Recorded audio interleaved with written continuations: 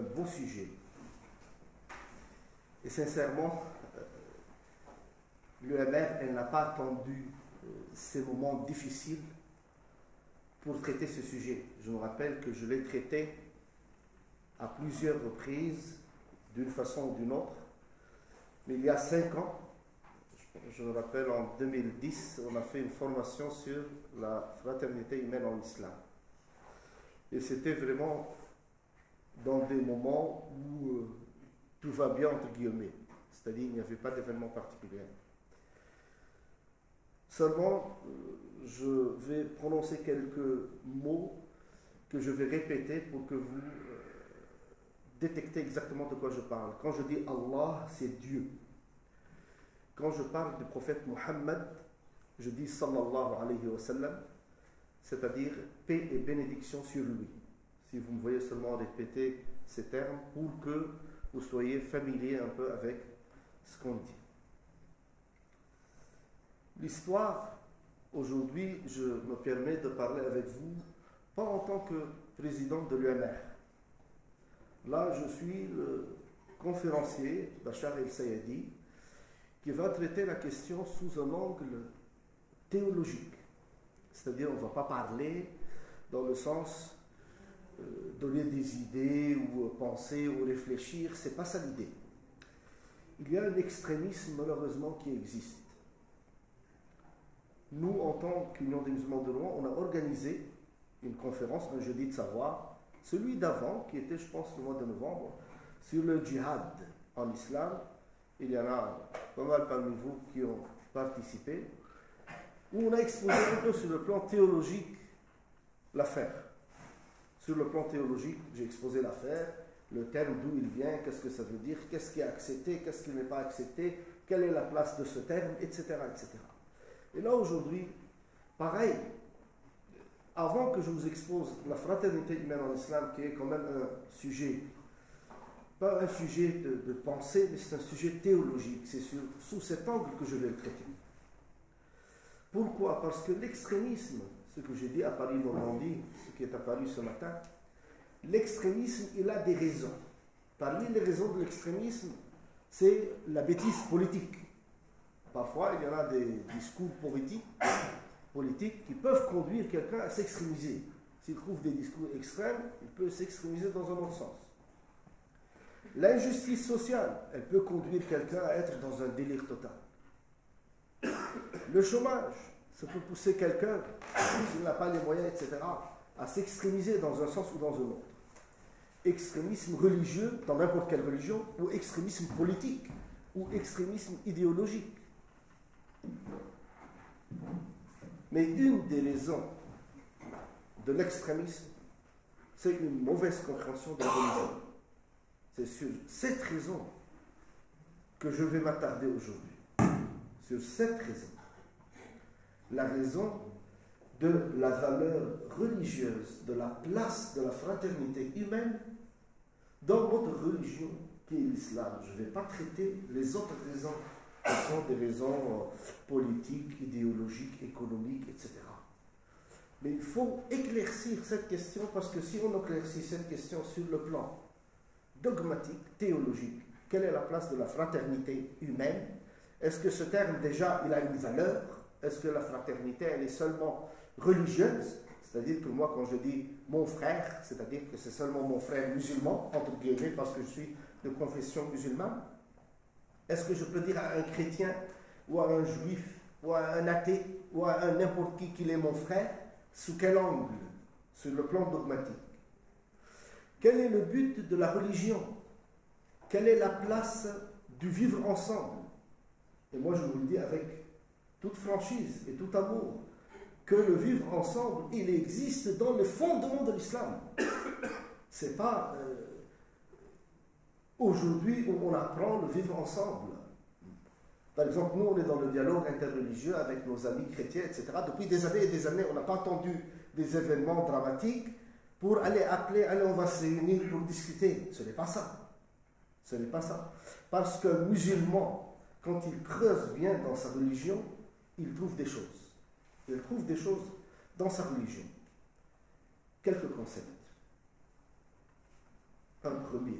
Ya ayyuhan nas, inna khalaqnakum min dhakarin wa untha, wa ja'alnakum shu'uban wa qaba'ila lita'arafu, inna akramakum indallahi atqakum. La parole de Dieu aux hommes, et quand dans le Coran, hommes, c'est-à-dire hommes et femmes. Nous vous avons créé d'un mâle et d'une femelle. Et nous avons fait de vous des peuples et des tribus pour que vous vous entreconnaissiez.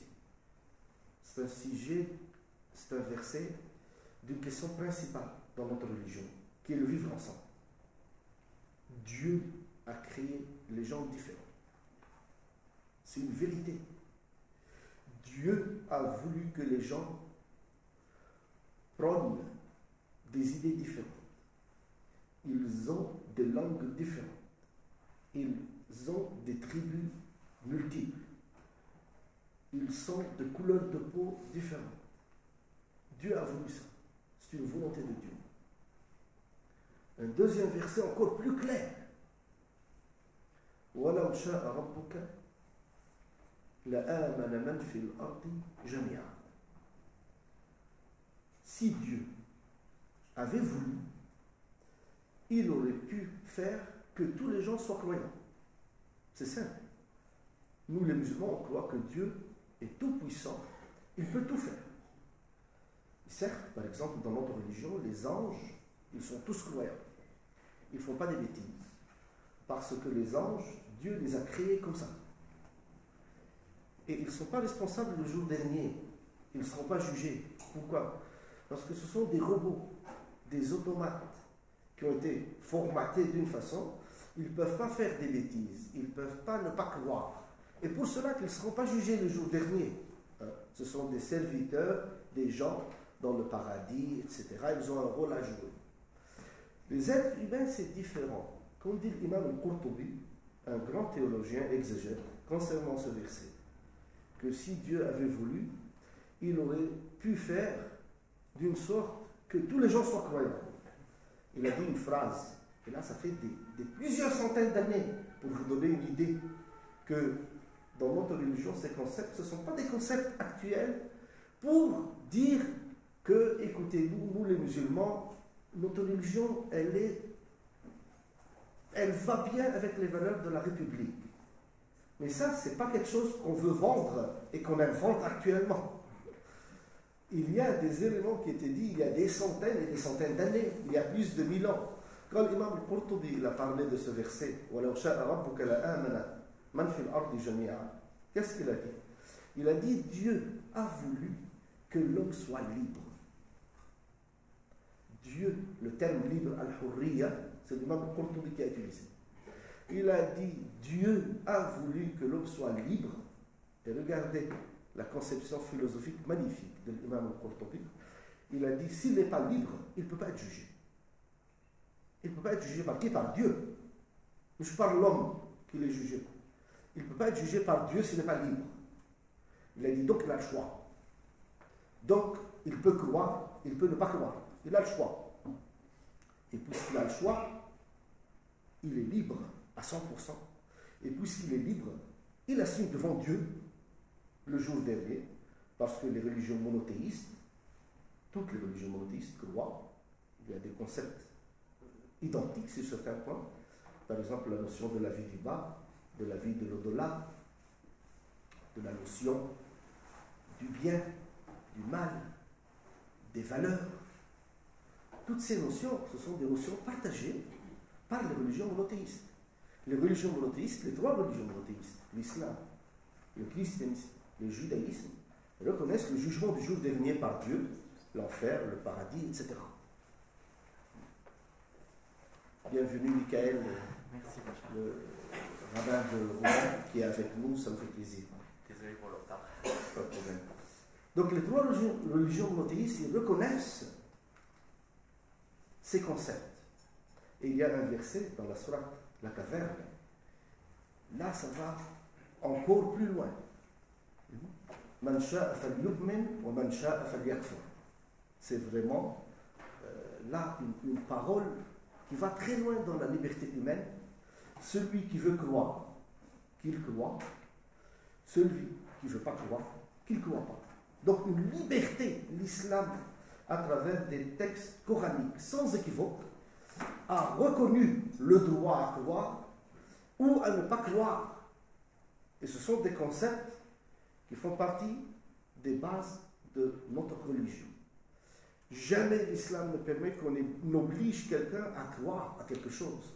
Parce que croire, c'est une conviction. Et si on oblige quelqu'un à croire, même s'il dit j'ai cru, ben, il n'a cru à rien.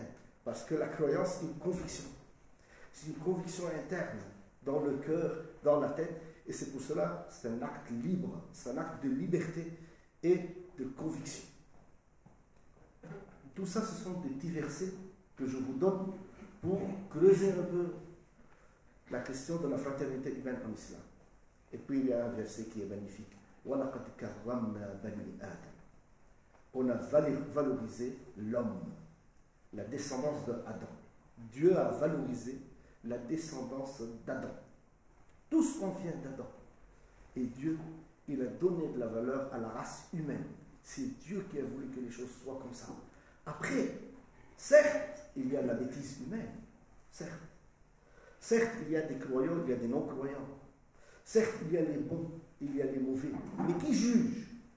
Qui juge? Bah, dans notre religion, qui juge? Il y a une parole du prophète, alayhi salatu wa salam, Muhammad alayhi salatu wa salam. Pareil, suivez-moi un peu dans ça. من رأى منكم منكرا فليغيره بيده فإن لم يستطع فبلسانه فإن لم يستطع فبقلبه وذلك أضعف الإيمان.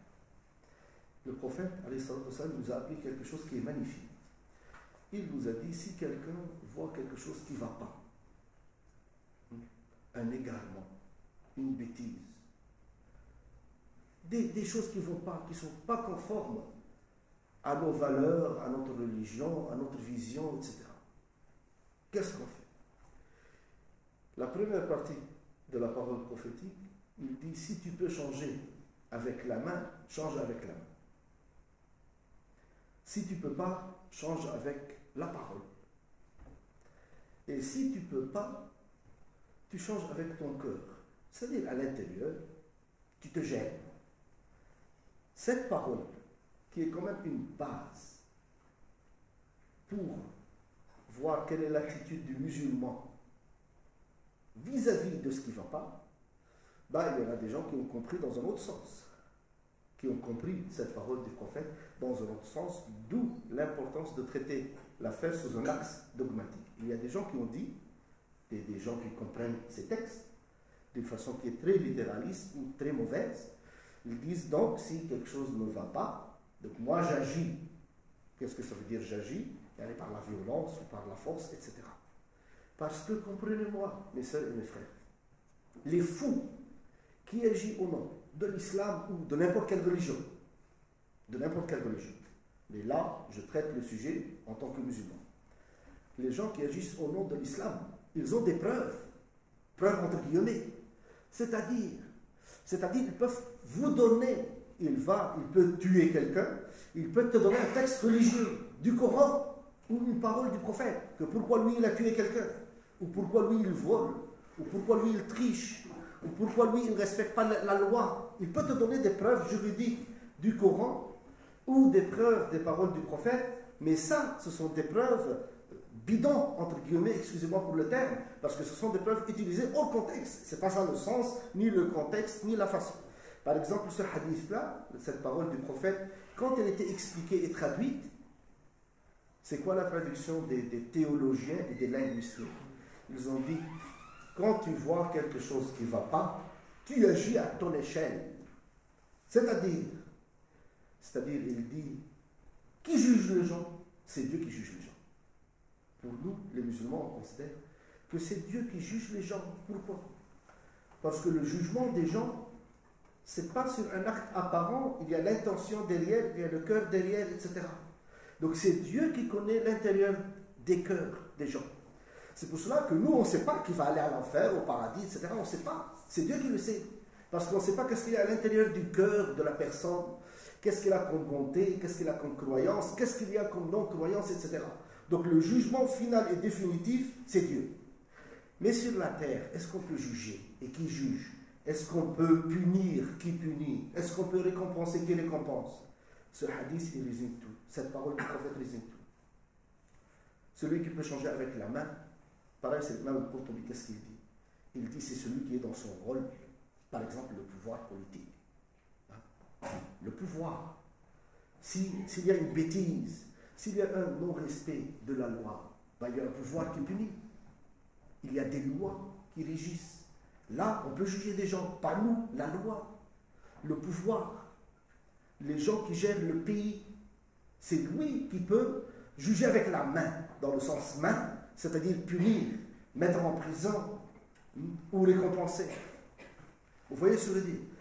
Là, avant d'arriver là, il y en a quelqu'un qui m'a dit, parce qu'il m'a dit, en islam, quelle est la vision de quelqu'un qui tue délibérément?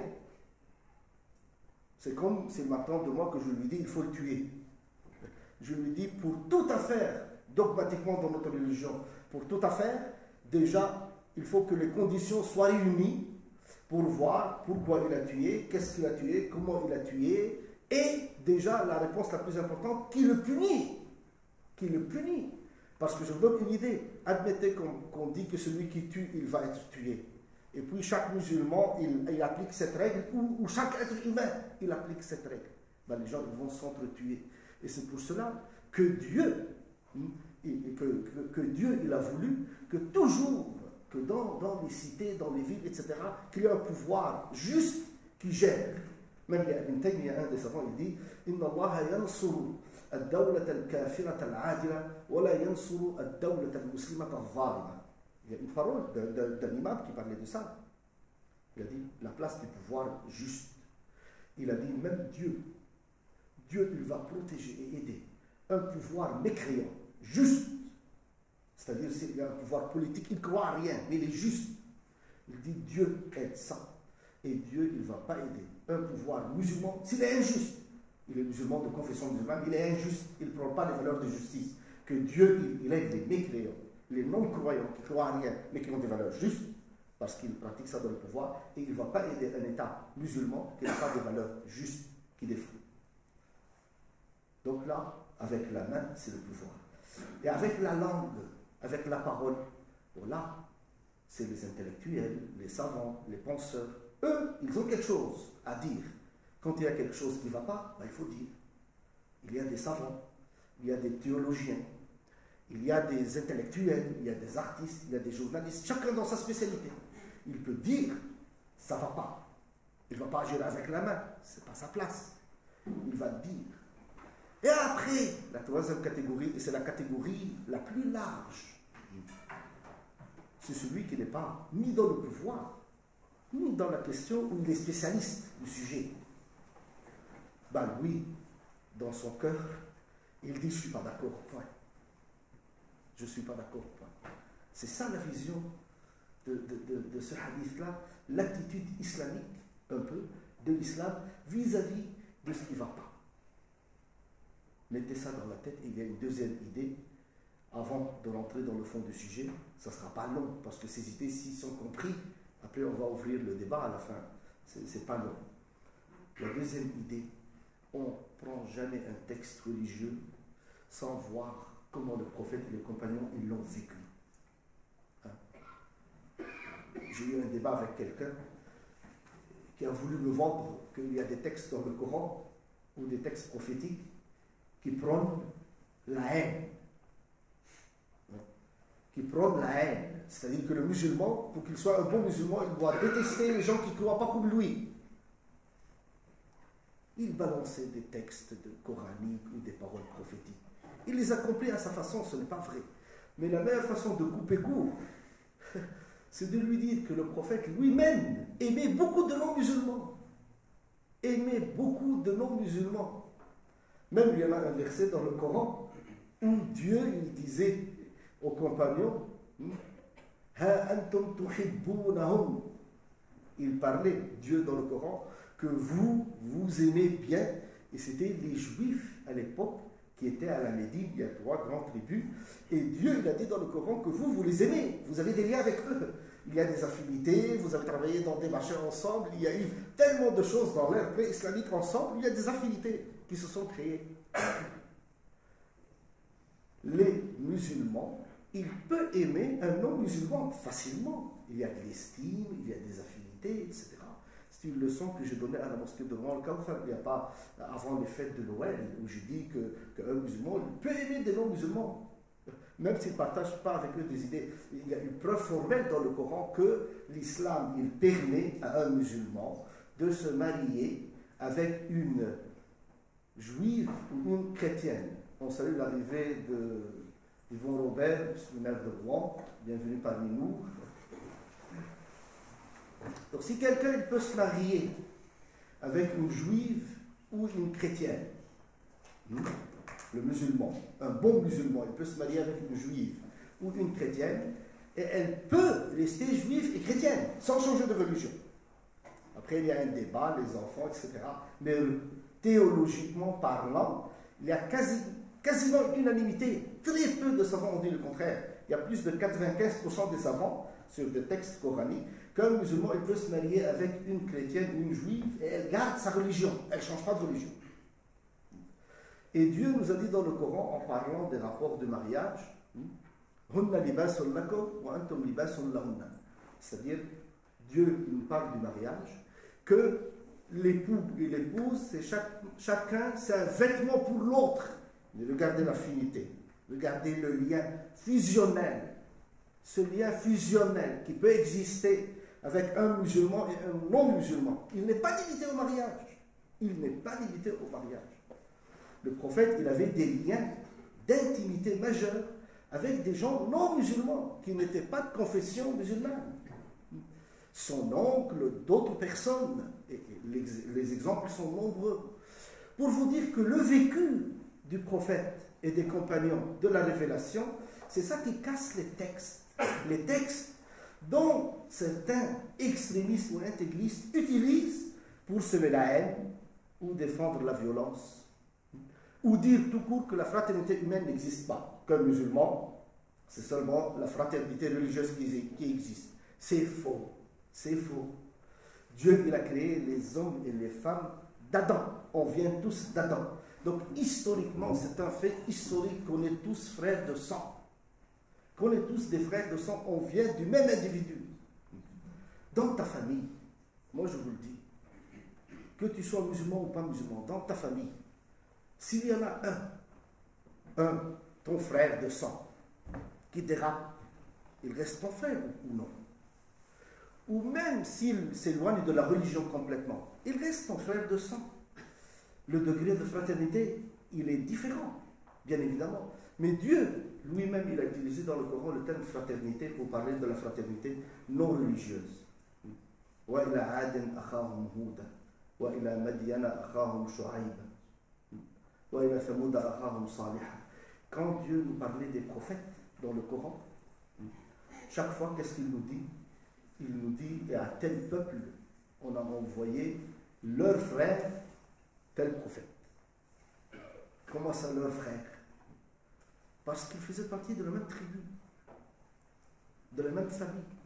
C'était une fraternité humaine, une fraternité familiale, pas la fraternité religieuse. Bien sûr, la fraternité religieuse existe, mais la fraternité sportive existe. La fraternité idéologique existe. Elle est où la place de la fraternité humaine? C'est pour qu'elle soit au-dessus de ça. La fraternité humaine. Moi, un musulman, il est mon frère sur le plan religieux. Quelqu'un qui défend le PSG, parce que je défends PSG, il est mon frère sur le plan sportif. C'est vrai. On ne va pas parler politique, mais un socialiste, bien sûr, il est frère avec les socialistes, ou quelqu'un qui est UMP, il est frère avec les UMP sur le plan politique, sur le plan économique, il y a une fraternité, etc., etc. Mais les gens qui sont frères, à des degrés, sur divers plans, qu'est-ce qui les réunit pour qu'ils vivent ensemble? Parce que quel est l'objectif de la religion? L'objectif de la religion de l'islam, Si vous voulez, les théologiens, ils ont parlé. Quel est l'objectif de la religion?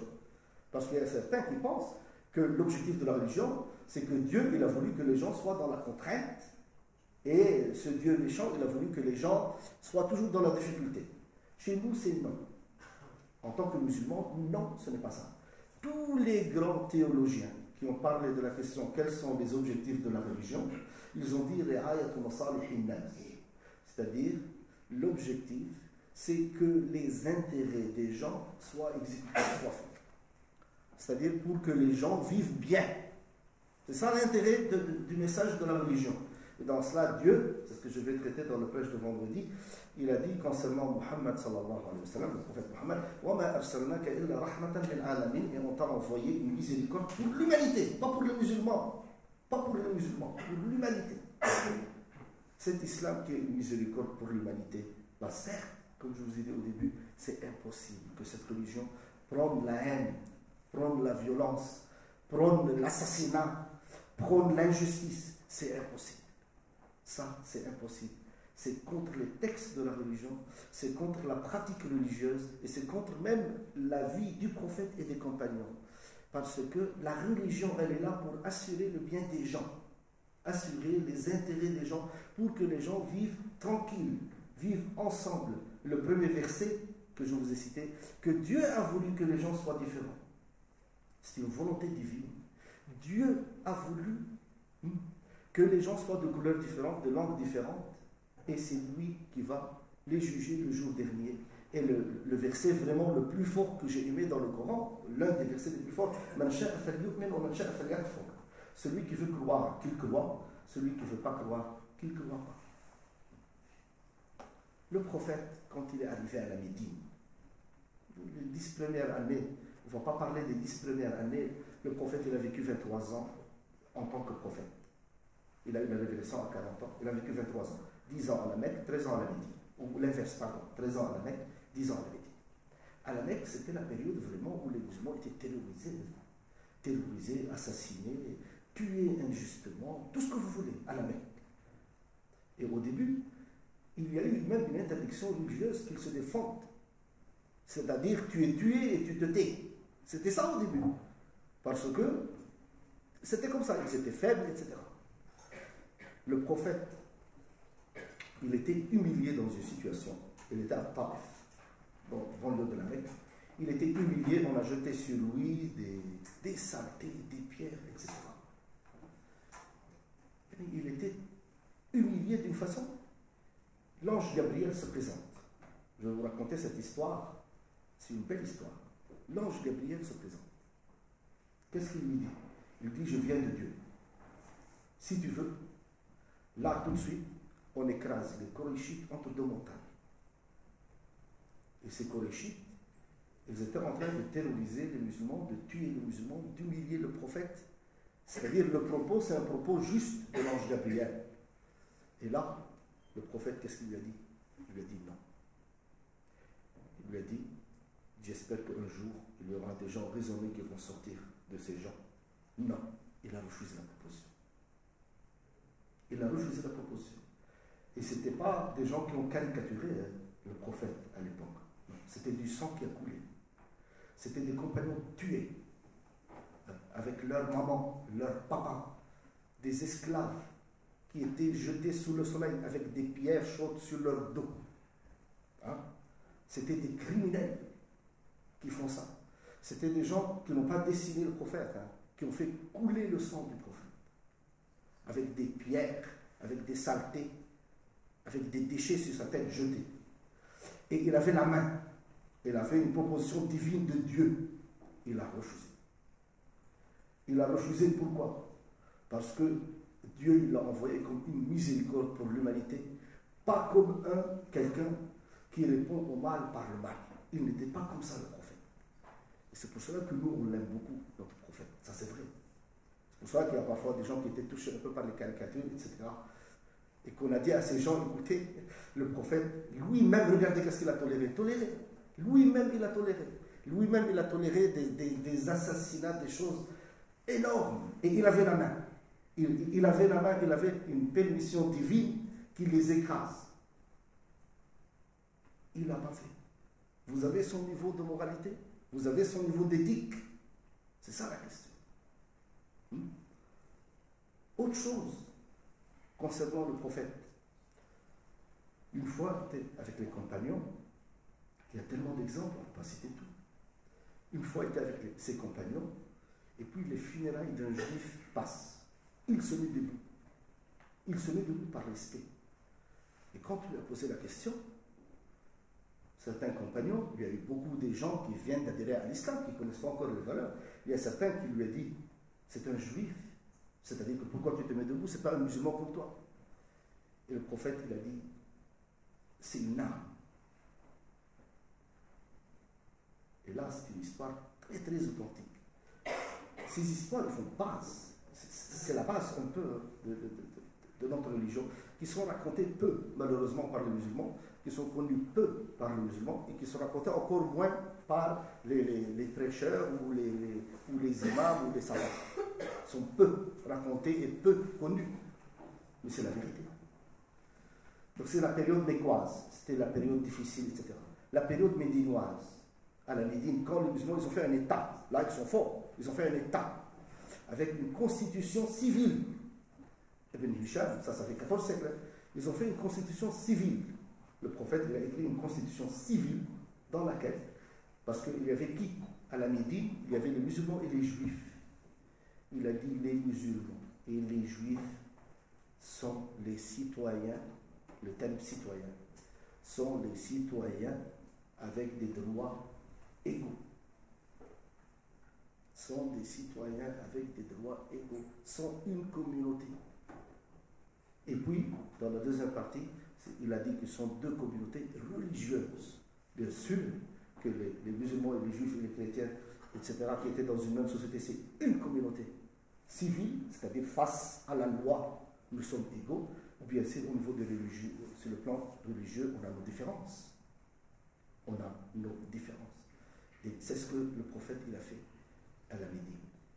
Après, bien évidemment, il y a eu des expéditions, il y a eu des guerres, il y a eu des situations politiques tendues, tout ça. Ce n'est pas le sujet à traiter parce que pour chaque événement qui s'est passé, il y a des raisons, il y a une histoire, il y en a des éléments d'un côté et d'un autre. Mais la question principale qui émane de ça, que l'islam, même dans ces moments où il a régné, c'est-à-dire où il y avait un État, il a prôné des valeurs de justice, de citoyenneté, des valeurs de tout le monde est identique devant la loi. Il y en a des exemples. Il y a des exemples énormes. Quand l'imam Ali, le 4e calife, il avait un juge qui travaille sous son autorité, qui s'appelle Shuraih. Où il y en a un juif qui a un bouclier, qui a perdu. Imam Ali l'a trouvé, et après, Imam Ali il dit il l'a trouvé, et le juif il dit non, c'est à moi. Après, ils sont partis voir le juge. Et le juge, il a donné raison au juif. Il a dit non, c'est toi, etc. Il y a des éléments qui vont dans le sens que c'est à lui. C'est-à-dire, c'était le président de la République. Il vient avec un citoyen qui n'est pas de sa religion devant un juge. Et le juge, il donne raison au citoyen, pas au président. Les exemples se multiplient. Une idée encore, la fraternité humaine. Dans l'école sunnite des musulmans, elle est un peu plus claire que dans l'école chiite. Je m'explique sur cette question. Les sunnites représentent 91% des musulmans. À peu près, les chiites, c'est une minorité. Dans le sunnisme et le chiisme, il y a une différence un peu dans la vision du pouvoir. Les chiites, ils pensent que celui qui est au pouvoir, il représente Dieu. Il représente Dieu. D'où la difficulté que le peuple, quand il y a quelqu'un qui représente Dieu, c'est compliqué. C'est-à-dire qu'il faut obéir, parce que si tu n'obéis pas à cette autorité c'est Dieu. Donc, dans ce cadre-là, c'est un peu difficile parce qu'il y a l'humain et le divin. Le sunnisme, sur cette question, c'est très très différent. On est, nous en tant musulmans sunnites, c'est très très proche des valeurs de la démocratie occidentale, la vision au niveau du pouvoir. Quelle est la vision? La vision que celui qui est au pouvoir, il ne représente pas Dieu. Je parle de l'État islamique, hein, je ne parle pas de la vision que dans les États laïques, etc. Que dans les États islamiques, le représentant, il représente le peuple. Il est choisi par le peuple. Et le peuple, il peut lui dire dégage. C'est-à-dire qu'il y a une fraternité humaine, et même lui, celui qui est choisi, même s'il est calife ou président ou ce que vous voulez, il représente le peuple. Il ne représente pas Dieu. C'est-à-dire qu'il est élu, il est choisi, etc. Pour cela, que cette séparation, elle existait, cette séparation entre le religieux et un peu le civil. C'est-à-dire que le responsable qui est élu, lui, c'est un peu le civil, le politique. Il ne donnait pas des avis religieux. Les religieux, ils étaient un peu ailleurs. Et pour cela, Tariq Oubrou, qui a écrit un peu sur ce sujet, qui dit que la laïcité, elle existe dans l'islam lui-même, dans l'histoire, que dans l'État musulman, il y a le président ou le calife, ou ce que vous voulez, qui était le pouvoir politique, et les religieux, les imams, les savants, les théologiens, ils étaient ailleurs. Ce n'était pas eux qui étaient au pouvoir. Lui, il représente le peuple, et eux, c'est le travail de réflexion divin, etc., sur les questions de la religion. La fraternité humaine, il faut des valeurs communes. Et comme je vous dis, nous donne les communiqués, le communiqué de l'UMR, le communiqué interreligieux, le communiqué des imams de la Normandie, on a dit liberté, égalité, fraternité. Ce sont des valeurs humaines, des valeurs islamiques, des valeurs chrétiennes, des valeurs juives et des valeurs de notre République. Donc, si ce sont des valeurs communes entre tout ça, prenons ce socle. Prenons ce socle de la liberté. L'islam prône la liberté. On le prône, ce ne sont pas des paroles qu'on dit pour faire plaisir à tel ou tel. L'islam prône la liberté. L'islam considère que quelqu'un qui n'est pas libre, il ne peut pas être jugé. Il ne peut pas être jugé. Une des conditions pour que quelqu'un soit jugé par Dieu, il faut qu'il soit libre. Si quelqu'un n'est pas libre, il ne peut pas être jugé. L'égalité, parce que l'islam prône l'égalité entre les gens. Tous les gens. Tous les gens. L'égalité. Complète. Je ne veux pas m'étaler sur le sujet de la femme. Omar, le deuxième calife, qui a fait un gouvernement de 4 personnes, il a pris une femme. Elle s'appelait Shafa. Il y a 1400 ans. Il lui a donné le ministère de l'économie. Il a pris 4 ministres, 3 hommes, une femme. Il a dit, elle est comme vous. Elle est compétente. Elle gère.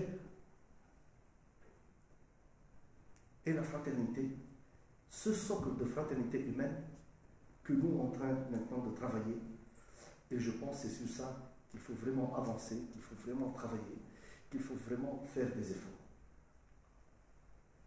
Le savoir est notre arme.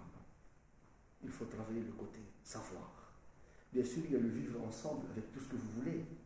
Des actions communes, un dialogue interreligieux. Il faut être raisonné politiquement. Il faut faire attention de ne pas tomber dans l'extrémisme, même politique. Et je pense qu'il y a un élément qu'on doit connaître notre religion, les musulmans. Et les non-musulmans, bien sûr, chaque religion elle a un rôle à jouer. Mais nous, on considère, en tant que musulmans, qu'on a un rôle à jouer de prôner cette fraternité humaine.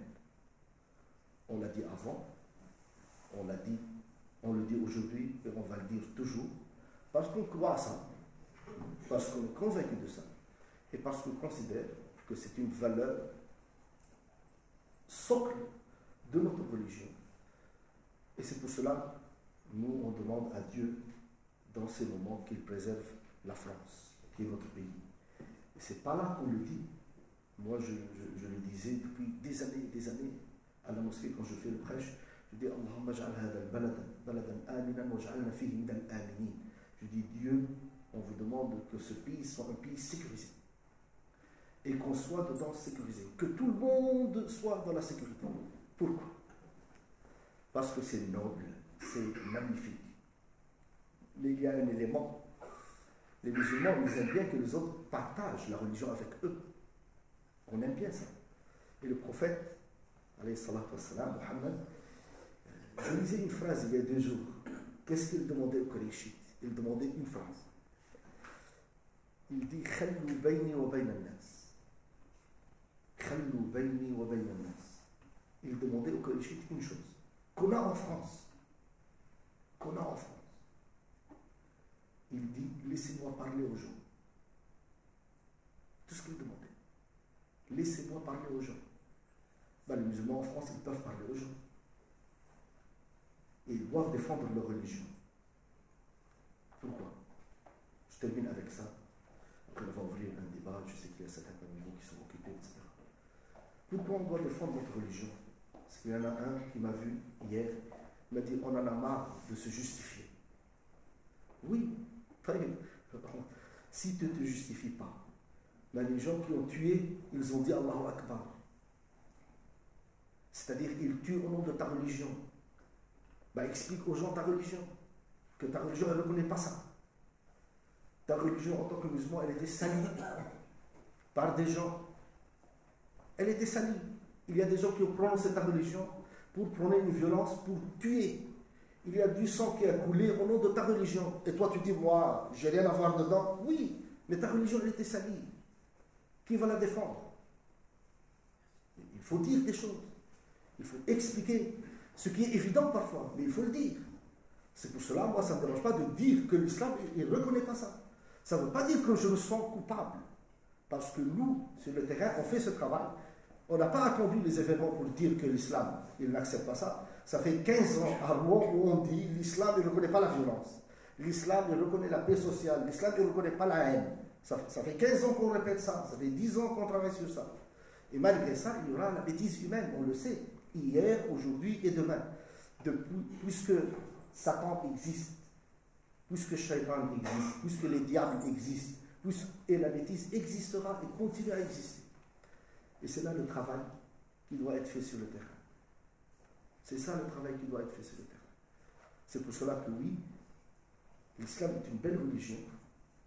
Et on trouve que la France est un beau pays. Pourquoi c'est un beau pays? J'ai dit ça une fois. Je me rappelle de ces moments où j'ai fait un prêche à la mosquée. J'ai dit la France est un beau pays. J'ai dit je vous explique pourquoi. En France, vous pouvez prier dans la mosquée. Vous pouvez construire des mosquées. Vous pouvez dire ce que vous voulez. Vous pouvez éduquer vos enfants. Vous pouvez travailler, faire un travail associatif, faire des projets, etc. Je dis bien sûr, il y a des éléments, parfois ça ne va pas. Bien sûr. Je dis mais ce que le prophète il a demandé, laissez-moi parler aux gens. Ça, c'est l'élément le plus important. C'est-à-dire tu peux parler avec les gens. Personne ne t'interdit de parler avec les gens dans le cadre de la loi où la liberté elle est majeure. Et puis il y a des gens qui m'ont pris après le prêche. Ils m'ont dit que Bachar, qu'est-ce qui se passe? Est-ce que ce prêche aujourd'hui, quelle est la raison qu'il était orienté comme ça, etc. Je dis, il n'y a aucune raison. La seule raison qui se montre, c'est notre religion. C'est notre religion. Parce que malheureusement, il y a dans des pays qui sont étiquetés arabo-musulmans, où tu n'as aucune liberté de critiquer qui que ce soit, ou faire quoi que ce soit, ou aller où tu veux. Il y a des gens dans certains pays, s'ils vont à la mosquée, ils sont étiquetés, notés, etc. etc. C'est malheureux ce que je dis. Mais quand je dis que la France, cette affaire de laisser-nous parler aux gens dans une ambiance de liberté, ça existe.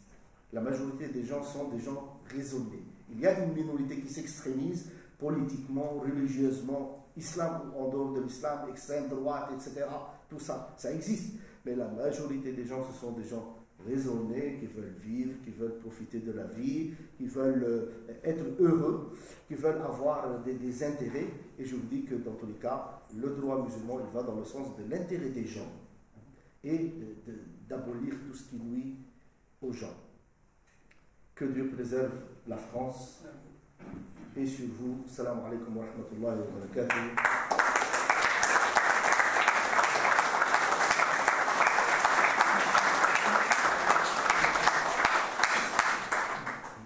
Il y a un petit poème de Fatimetou.